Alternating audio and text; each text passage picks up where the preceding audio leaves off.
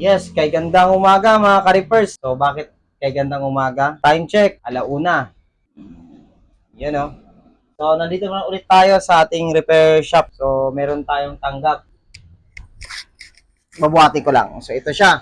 Itong package na to ay galing sa Bukidnon, no? So isang followers natin at isang customer na which is napanood niya yung video natin kung paano natin ginagawa yung PCH.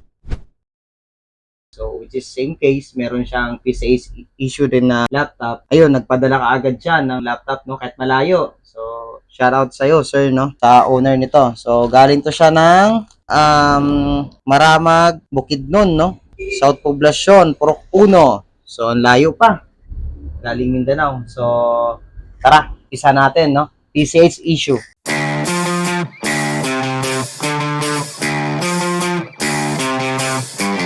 Okay, so unboxing.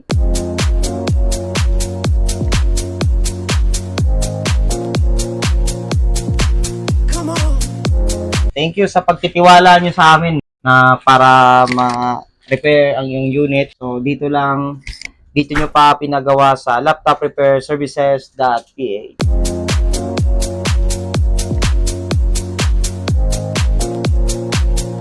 So double check natin kung meron bang mga kasama, no? Okay. Double check screw. Okay, present lahat ng screw, no missing. Sana tayo pa lang nakapag-repair at na-diagnose lang siya. Kasi mahirap kapag sobrang bugbog na yung unit. So, open natin.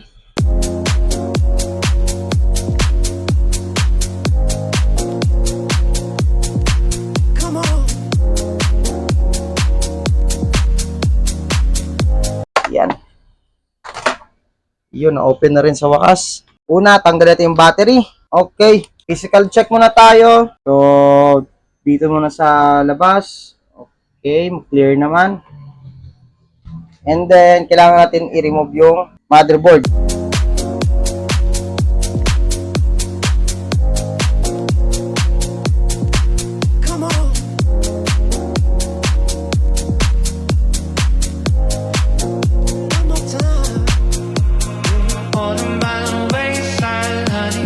So, which is yung mga electronics tala na nakalagay dito, hindi naman pang lifetime. So, kung sa automotive, meron talaga siyang lifespan. So, sa lifespan, depende rin sa pagko-consume or pag-perform ng unit, kung paano siya ginagamit. So, once na nag-render or nag-perform na yung isang parts, umiiksi yung lifespan niya. So, yung capacity niya na mag-perform, which is umiiksi, depende sa function, kung paano siya ginagamit.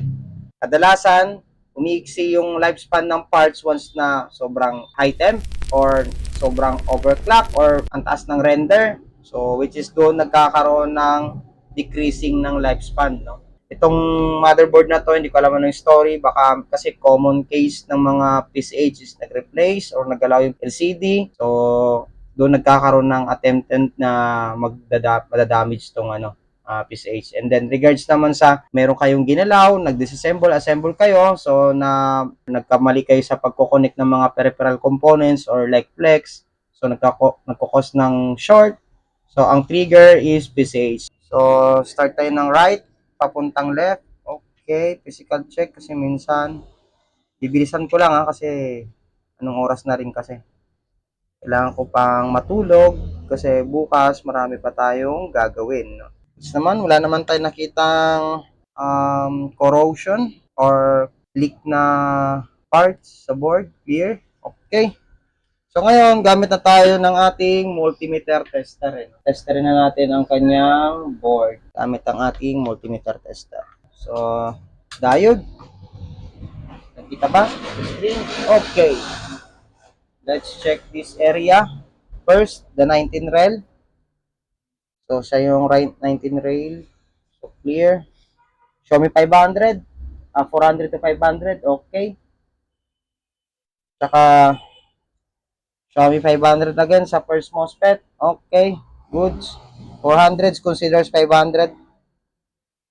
Okay. So, same din dito sa second MOSFET. Good. Kamusta ang gate? Good. So, yan.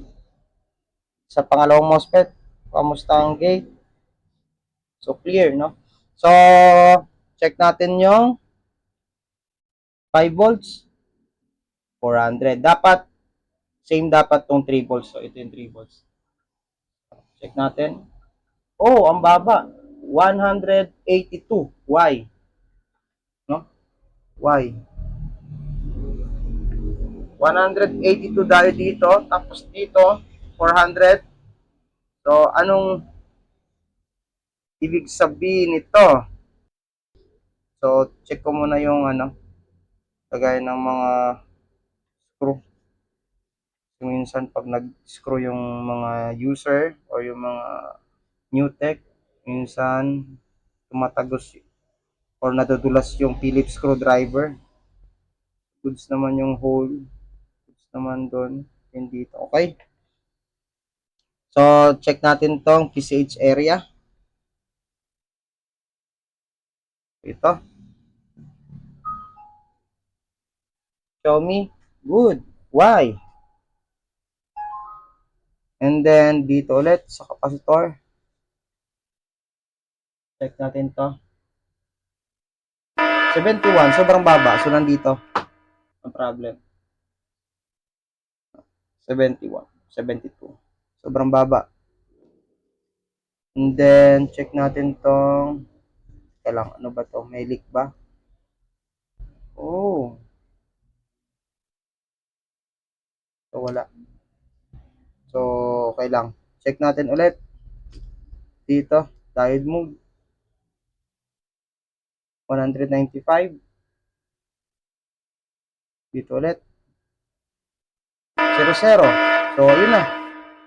May problem siya dito. Internally. Ayan o. Diode 00. So, okay lang. Sabi ko dito lang. Ayan. Okay. So, dito pa lang may problem na siya. So, no need na i-inject to. PCH area to. So, yung capacitor, mag-trigger na siya 00. Kailangan natin i-remove yan. So, ito yung challenge. No? Ito yung challenge. No? So, i-remove ko tong PCH na hindi nasusunog tong mga plastic sa paligid. No?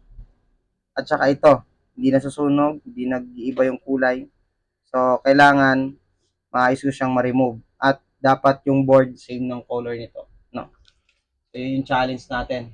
Challenge for the year. Okay, start tayo ng remove ng PCH. Kung napapansin nyo, may gamit ako free heater. So, hindi lang to ordinaryong free heater. Ang ginawa ko dito ay nag-adjust din ako. And then, may nagtanong sa akin regards sa mga machine na to, kung available ba, paano ba, bumili, ano ba to. So, to lang, hindi ko siya binibenta as itong free heater lang, no? At di ako pwedeng magbenta ng single lang. So, ang binibenta ko kasi, ang product ko is yung idea kung paano ko ginagamit tong machine na to. Kasi hindi porket meron kayong ganitong machine, magagawa nyo na yung gusto nyo. Ayoko naman na magbenta ako ng machine ng ganito, tapos hindi ma-meet yung, kumbaga, expectation nyo. Kasi, nangangailangan pa rin yan siya ng experience, output, quality. So, doon siya magre-rely. At saka, syempre, kung paano siya i-perform. So, ngayon, at kailangan lang natin taasan yung temperature. So, which is may video ako na 5 minutes lang, nare-remove ko na kagad yung PCH, no? Very common sa mga nagre-remove, naglalagay sila ng maraming flux. So, ako kasi ayoko yung medyo fluxy ang board eh. Tsaka, yun nga, wasting of flux kapag sobrang flux.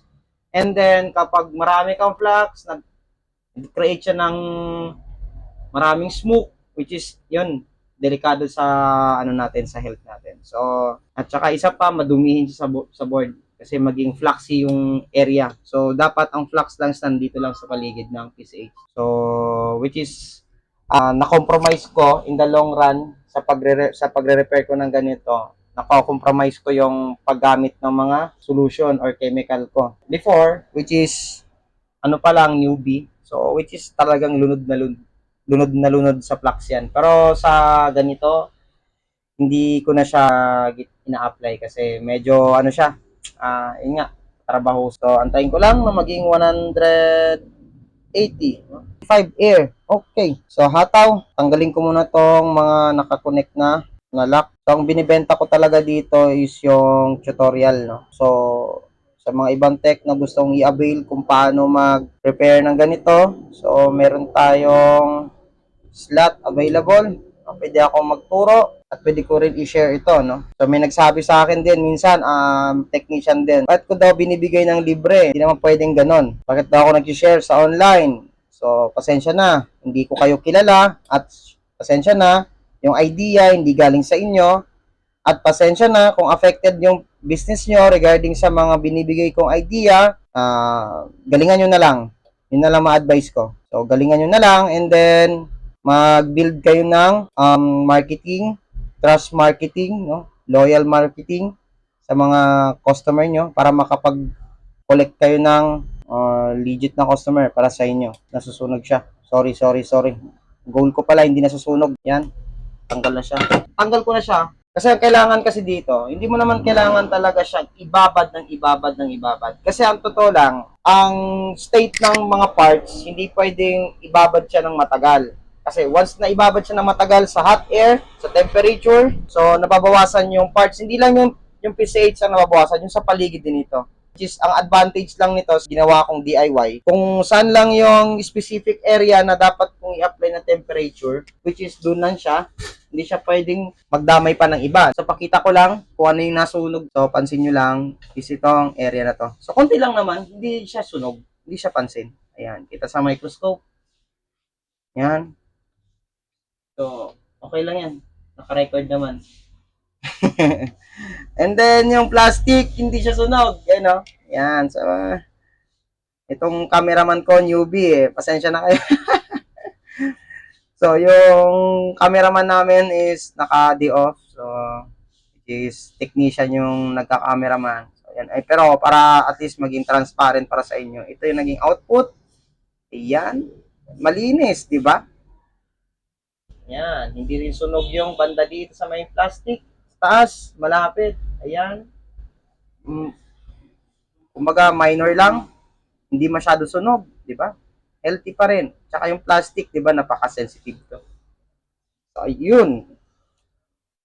Mahirap palang mag-maintain ng temperature once na nagsasalita ka kasi yung sa isip mo, mawala ka na meron kang iniingatan. Pero hindi masyadong masakit sa motherboard. So, ang gagawin natin ay kailangan lang natin yan ilinisin. Ang pinakamahirap sa pag-create ng vlog is yung meron kang sasabihin at saka meron kang next na gagawin. So, with yung ginawa ko, less siya sa consume ng electricity. Sobrang gaan kasi di mo na kailangan ng malaking infrared na temperature sa baba. Which is yung mga revolving machine, malapad yung temperature sa baba. No? So, malakas din mag-consume. Pero, which is kung pipiliin ko, machine na BGA machine versus dito sa machine ko, kung ako pipiliin, mas gusto ko rin yung revolving machine no, para sa mga DIY ko. Pero kung regards naman sa praktikalan lang, dito na ako sa machine ko kasi mas tipid to sa kuryente kasi maliit lang yung kanyang heating plate area. Pero kung versus ko sa dun sa revolving machine na totoo talaga, malaki yung kanyang infrared na heating plate area. So, mas mataas ang kain ng kuryente. So, sa akin, praktikalan lang at same lang naman sila ng output. Hindi naman nagkakaiba at naikakabit ko naman. And then, regards pala dun sa nakalimutan ko, yung ilang percent ba ang mag-guarantee kapag dumaan sa ganitong action taken, repair lang yung board? Mas reliable bang bumili na lang ng bago? Kasi merong expectation sa PCH na maaring masisira ulit. So, babalikan ko lang din yung kwento ko. Yun nga, may lifespan yung mga pesa at sa totoo lang, ang sagot doon ay repairable. So, kaya bang ibalik sa 100%? Kaya siyang ibalik. Ang galing! Ang galing! Depende na lang kung paano siya ginawa. Malinis, maayos ba? So, doon na lang magkakaroon ng differential. So, which is sa case ko na to, regards dun sa unit, at saka dun sa request ng customer, I will try my best na may deliver to ng maayos, gawa, no, pulido. Yun ang maipapapangako ko sa lahat ng aking customer. Which is merong mga, kapag talagang naglalabas ka ng mga sekretos online, no, very common. Ako, hindi naman ako affected. Kumbaga, nag-comment, nag-suggest lang ako para kahit paano, malinaw sa kanila na, sorry, hindi ko kayo tinutumba o hindi ko kayo inaano. Tsaka isa pa, hindi ko kilala yung mga iba na nag-suggest. Ako lang is nag-business lang ako at totoo naman yung sinasabi ko. At para sa business ko to, marketing strategy, kailangan ko magbigay ng mga kumbaga sikreto. Kumbaga ito yung paano namin ginagawa yung unit. Di naman pwede naming sabi natin, let's say, tatago mo siya, tapos gawing magic. Una, tanggal ng PCH, tapos picture lang, and then pag nagawa na, yung gawa na lang ang output na lang ang basihan, may picture na lang din display. So, hindi transparent yung pag-create ng video. So, which is nagawa na namin before yan. Ngayon, ang gagawin namin para mabago naman is pinapakita namin kung paano namin siya ginagawa. Tingnan nyo, hindi ako nag-aabono ng tingga na panibago. Yung original na tingga na lang ang tinatanggal ko. Tapos, nagbabawas lang ako ng tingga para at least hindi siya magkaroon ng existing, no? Kailangan flat siya. So, double check ko lang yung area. Medyo hindi ko pa na-occupy or na-clear yung iba. So, double check lang. So, kalain nyo, sa pinakatipid na way. So, ito yung maging guarantee sa mga trainee or maging estudyante ko regarding sa pagre-revolve. So, kung nakikita nyo, napaka-basic lang sa ginagawa ko. Parang ang gaan para sa kamay ko na gawin tong mga ganitong bagay dahil meron talaga siyang sikreto. So, which is, merong nag-concern sa akin na isang Kotek na gusto niyang i-avail yung machine.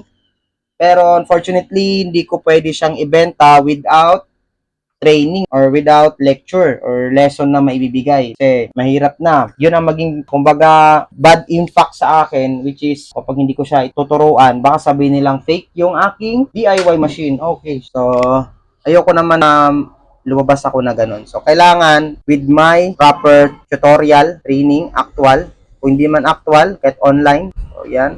So, may mga sikreto. Which is itong way na to, napapanood ko naman sa YouTube. Pero iba lang yung process nila sa process ko. Kumbaga ngayon, pinapakita ko, ginandahan ko na pwede palang gawing simple lang ang isang bagay. Kumbaga sinimplihan ko lang. Unique na pinasimple. So, ganito siya ginagawa. So, hindi mo naman kailangan ng sobrang struggle or sobrang ma-effort. So, less effort lang to. Tinipid pa natin yung area. So, which is, nilinis pa natin. Ganun lang. Ganun lang kasimple. And then, double check. Meron bang exist? Double check. Okay, meron tayong exist na konti. Bilang lang sa kamay. So, ang gagawin natin, yan siya pwedeng abulin ng tingga ulit. Bawasan lang natin. Tingin ko okay na to. Yan. Okay na. Balikan natin yung kanyang 3 volts area at saka yung PCA. So, which is, ito yung kanina yung capacitor. Nasa 87, no? So, yan, 400 na. Goods na. Wow naman! Wow! Wow! Yung PC, yung 3 volts area, yan natin. Ito yon kanina. Na 100 lang. Ngayon, 300 na. Nice. Pansin nyo? So, double check dito sa kanyang PCH. Ayan, nandito yung short. 00. Kita naman sa ating tester dito, 00. So, confirm, PCH issue. And then,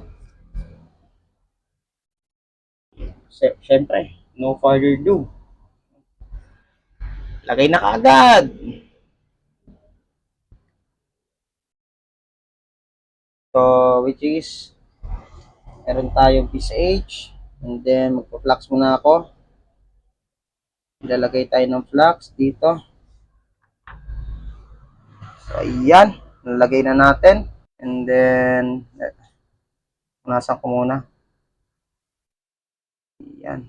Marami nang gumagawa nito. So, iba-ibang klaseng, iba-ibang estilo. So, tayo, sa malinis na paraan, tayo nagre-rely. Mabilis at malinis na paraan. Mabilis pag may parts na available. So, ayan, double check ko lang yung area.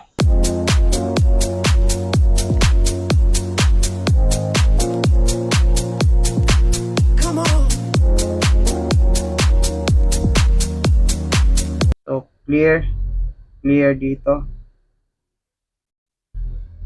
Okay na. Okay na. Okay na. So, okay na. And then, preheat ka agad. Okay. Same rule, wala tayong tatamaan na plastic or wala tayong susunugin na plastic. Ayan, pang last repair ko na to bago ako matulog. So, which is hindi lang PCH tayo nagre-repair, nagre-replace din tayo ng processor, GPU, RAM area, overall, nare-repair natin siya. No? So, wala tayong problema. At kompleto tayo ng ultrasonic, thermal scanner, oscilloscope, meron tayong function arbitrary waveform for injecting, mga frequency, kompleto. So, yan, tayo lang natin na mga temperature. Within 5 minutes lang din, may kakabit na natin siya ng maayos. So, napaka-budget meal lang, no? Pero, hindi to siya ordinaryong ano lang, na, meron tayong ginawa dyan sa loob na makapag-produce siya ng mataas na temperature. FYI lang, naka-aircon tayo. So, ang lamig dito sa, sa repair area ko. So, which is ang mga problem talaga sa mga ganito, once na malamig ang area, ang hilaw yung maging output. So, kapag standard, bumili ka nito, talagang hilaw talaga yung maging output. Meron pa talaga siyang ginagawa para tumaas lang yung temperature. Nasa around 150 degree. Konting kembot lang, malapit na natin ma-achieve yung 180 and then saka tayo mag-a-apply. Same rule lang din, huwag tayong manununog ng plastic at hindi tayo pwedeng mag-create ng sobrang usok at hindi natin pwedeng saktan yung part. Ang kailangan kasi sa parts, kailangan mabilis mo siyang matanggal. Unang melting point ng LED, dapat na-remove mo na siya. Hindi pwedeng tumagal ng ilang segundo kasi yung lifespan ng IC, iksi yan.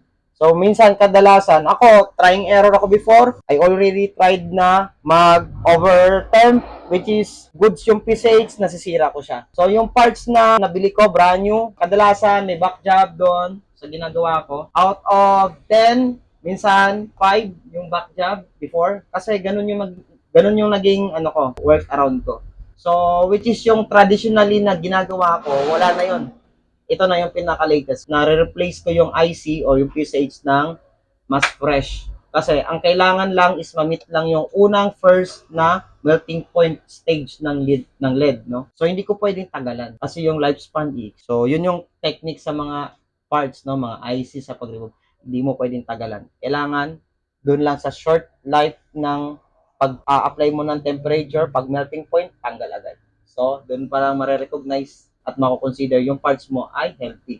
At same din doon sa pagkabit mo, kailangan unang melting point niya lang, doon ka pa lang mag-a-apply ng sabi na like vibration para kahit paano malog. Hindi mo naman kailangan itulak kasi na-reach na ng LED yung melting point. So kailangan mo mag-create ng vibration doon sa motherboard, no, sa PCB board. So yun lang and then let go pagkatapos nun. Wala na. Tapos i-cool mo na kagad and then after nun, rest mo yung board and then service test ulit. So, ganun lang. 193, temperature, hataw. Gawin natin, apply tayo ng temperature. Same rule, wala tayong susunugin.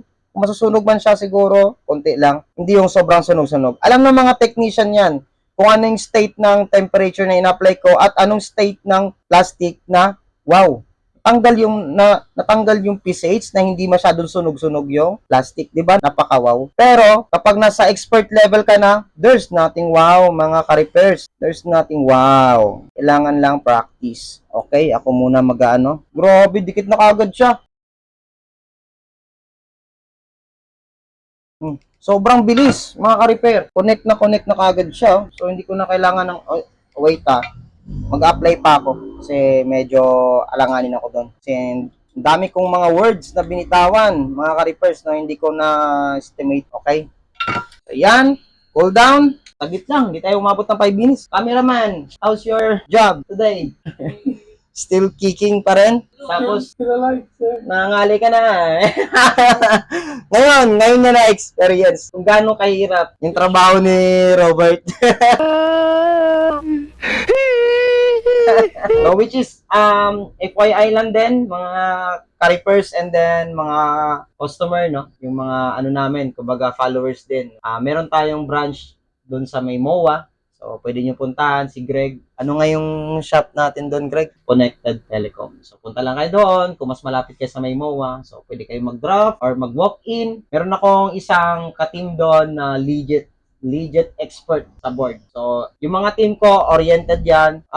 We are looks like newbie, no, but in experience, we are oriented and will train, no, sa mga ganitong klaseng mga board or mga work around ng pagre-repair sa mga PCB board. So, based pa rin sa electronics law ang basehan namin. So, hindi kami baguhan, which is meron kami mga previous na mga job din, which is regards din sa electronics. So, ako, galing kasi ako sa mga, sa mga authorized service center. Ang dami. Kaya tinawag ko siyang mga kasi ang dami kong napuntahang mga brand, no? Like Asus, LG, Huawei, at saka Samsung, no?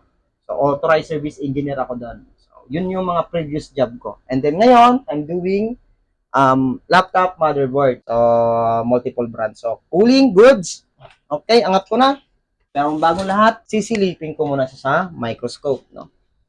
So, silip-silip tayo. Ayun. Ayun. Connected. Ayun. Connected.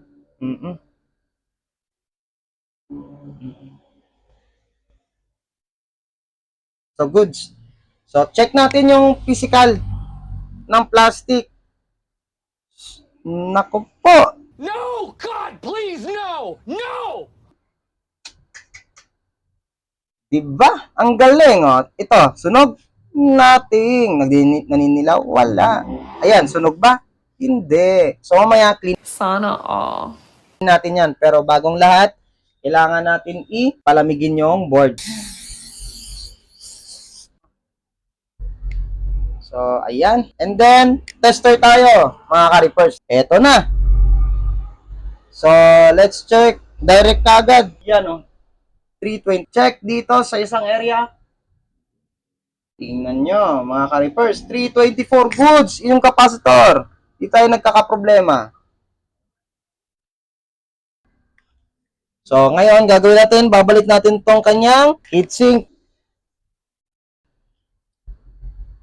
Okay, requested lang to ng isang client na videohan daw kasi ang layo-layo pa ni customer. So, may mga pakulo tayo. Wait lang tayo kasi may pakulo tayo. Laptop na paraffol. So, which is, yun yung naging payback program ko sa mga customer. Pero ibabalik ko yung laptop para sa mga walang laptop. So, which is meron ako mga stock dito ng mga laptop na pwede kong ipamigay, no? So, iyan, okay. Set up ko lang ang aking power supply. 21 volts. Agad, 21 volts agad kasi safe na ako dito. Alam ko nang safe na ako. Di tayo mag-base ha. So, dapat mag-aabot siya ng 3 ampere. Dapat aabot siya dito ng 3 para sa reset. Minsan, starting niya is 800 to 900. Tapos, follow up by 1 ampere. Dito, 1 point something. And then, umabot siya ng 2 ampere. At dapat mag-regular siya ng 1.5 to 2 ampere. No? Pero, dapat aabot siya ng 3 ampere trigger. So, baka natin. Let's inject! 1, 2, 3, shock.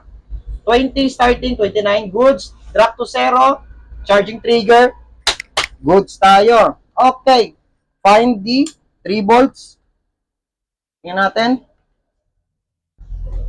Si 3 volts sa kanyang keyboard area. Kapag nandito ang 3 volts, ayan, meron tayong 3.2. Nandito yung ground. And then, power on. Up. Yes, on spin tayo mga ka-repair, no? And then, 1.6, 1.7 yung ampere. Fan spin. Ayan, kitang-kita sa screen natin kanina. Fan spin yun. Stop naman. Yan, nag-fan spin na. Tapos, 1.6. Yan, 1.7. Follow up. 1.6, 1.8. Magre-reset tayo ng 0. Antayin natin na mag-reset ng 0. 1.4, 1.1. Iyan lang natin. And then 1.8. Ayan, nag-0 na siya. Meaning, good. So, room feeding, escalation ng program, and then follow up lahat ng mga peripheral. Kasi ini-screen ni BIOS. So, ang nagra-run na yan ng ampere na yan is si BIOS. Sine-check niya yung mga peripheral component. Kamusta ba? Bago siya mag-regular na standby power on. So, we are wait for numlock. Okay, yeah, good, it's good. So, meaning, alam to ng mga IT, once na may ganito, may caps lock or numlock ba, yan, meaning may display na yan, no? Show me light, keyboard, good. So, ngayon, check na natin sa kanyang actual na LCD. So, ganun lang. Congratulations! Yun. Hindi tayo nabigo sa operation na to. So, ngayon, gagawin natin assemble. Kung ako titingin sa board, healthy, possible na 100% healthy itong kanyang GPU. So, mag-display lang siya sa screen, which is good. Wala na tayong pwede pang galawin, no? Kundi assemble and then cleaning. So, kailangan ko to i-proceed sa cleaning overall. So, which is meron tayong video na na-release about sa cleaning at paano tayo maglilinis ng board. So, hanapin nyo na lang yan. 1. Anong oras na? 2. 1 hour lang. Mahaba pa yung usapan, no? Pero approximately, kaya natin siyang magawa within 20 minutes. Mga ka-repair. 20 minutes. Sabihin na naman na iba ng technician, ang yabang-yabang ko na. 20 minutes. Totoo lang, mabagal pa ako. Marami na akong sat-sat. Marami na akong binitawang salita. So, which is shoutout sa mga aking mga buzzer. Pero okay lang. Ganun talaga. Part pa rin ng marketing ko to. At saka, syempre, na-meet ko yung satisfaction ng customer, no? At saka yung kanyang expectation, no? So, kapag na-cleaning ko na to, saka ko na siya i-render. I-render sa benchmark para hardware quality. Tapos, i-run ko siya sa oscilloscope para sa output ng frequency tsaka output ng DC-AC kung meron ba tayong hazing na na-encounter or wala. So, later pa yon. Pero hindi ko na i-video. Grabe, tulog na yung diwa ko kaka-explain. Kaya pa ba natin, mga ka-repair? Ikaw, Diyos, kaya pa? Kakayanin, sir. Ang galing, ang galing. Sorry, pero starting pa lang ng vlog namin. So, hindi pa namin alam. Sa start ng vlog, naunahan na kami ng buzzer. Shoutout sa buzzer, pero okay lang. Hindi ko kayo focus. Ang focus ko is customer at dapat nabigyan ko sila ng magandang outcome sa kanilang concerns. Okay? Okay lang yan, sir. Dagdag viewers sila. Okay lang yan. Okay, nandito na tayo sa screen, CD. Okay. Show me image. So, wala na akong doubt sa board. Napaka-healthy. Visage lang. Try natin yan. Mukhang may problema pa yung keyboard niya. Ay, mag-trigger ng on. Ayan, may problema yung keyboard niya. So, ni-direct ko na. So, isolate natin yung keyboard mamaya. Kung bakit ayaw mag-response, baka siguro sobrang dumi kasi na-stuck siguro matagal to. Show me image, please. Ay, yung microscope. Nakaharang. Ayan, nag-blink-blink na yung kanyang keyboard. So, ayan, reading na, roaming state, blinking, reading okay, nag-flash na yung LCD, mga ka-repairs. Ayan, waiting tayo ng kanyang logo, Predator, Helios 300. So, waiting, ayan na, okay! Power na siya. So, now, wow! Woo! So, ayan, may display na siya, Control-Alt-Delete tayo, ulitin natin. Dapat mapunta tayo sa BIOS. Okay, di ba? So, ganun lang siya ginagawa namin. Malinis, maayos. So, which is sa iba, wow na siya. Pero sa amin, there's nothing wow, mga reverse. There's nothing wow. Ayan, happy na. Happy customer, happy repair. So, ito na. Okay, see you sa next video natin. Dahil 2:00 na, ng umaga. And then, bye-bye!